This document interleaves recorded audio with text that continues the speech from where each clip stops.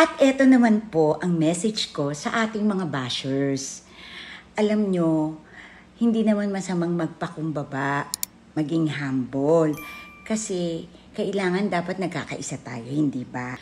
At saka kayong mga basher, ang hilig-hilig nyo na pag meron kayong pinag-iinitan na gustong i-bash, ang hilig nyo sabihan ng laos, laos, laos.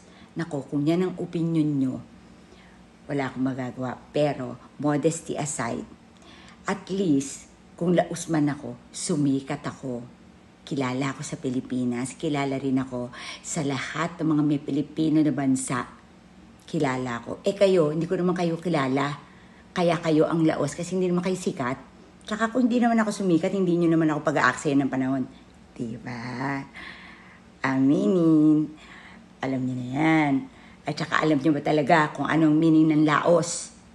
Ang Laos ay Southern Asian country traversed in Mekong River. Yun.